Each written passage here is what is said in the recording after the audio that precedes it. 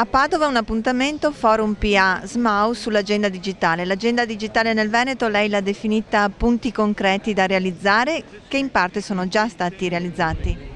Beh, credo che oggi conti fare cose utili per i cittadini e non fare parole, non fare convegni, non fare fiere se non danno un risultato. Agenda digitale è utile se poi fra un po' il cittadino avrà servizi più veloci, accessibilità al municipio, alla carta d'identità, al suo certificato, se troverà una regione più vicina, una provincia che gli risponde. Se questo lavoro è utile e così stiamo lavorando, cioè investire ovviamente banda larga, infrastrutture, punti di accesso. Quello che conta è semplificare la vita ai nostri cittadini.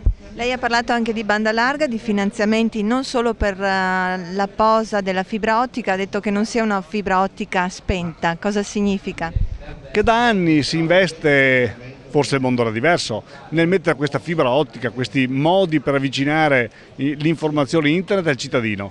Però abbiamo troppe linee morte, dico io, cioè c'è la fibra sotto le autostrade, sotto le strade e il cittadino non ha il segnale, non ha la rete. Allora bisogna investire anche, questo stiamo facendo, perché finita la fibra, finito questo cavo che molti non capiscono cos'è, si possa poi mettere quelle centraline che consentono ai cittadini di usare il servizio. E la voglia è che il cittadino possa con facilità accedere al metodo informativo nuovo che è internet.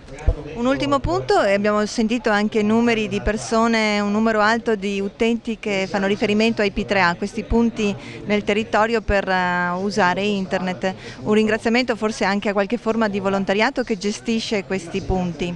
Intanto diciamo che tutti parlano di internet, di innovazione, bisogna parlare con questo strumento, addirittura la democrazia per internet, tutto vero, ma abbiamo più di metà dei veneti che non sanno come si fa, cos'è, come si accede. Pensate a un anziano che deve pensare di usare una tastiera, pensate agli extracomunitari, la gente debole, qualche lavoratore che magari non si è mai preoccupato. Allora compete a noi metterlo in condizione, queste più metà di veneti ma molti di più, di poter accedere al servizio. Allora abbiamo attivato, oggi siamo già a 300 attivi e 400 fra un po' punti nei comuni veneti in cui il cittadino, chiunque, va là, trova la strumentazione, qualcuno che gli insegna in maniera volontaria, quindi con spese bassissime, ad usarla, e quindi stiamo facendo quella che è la vera formazione. Noi insegniamo ai nostri cittadini che hanno voglia come si fa ad usare la tecnologia.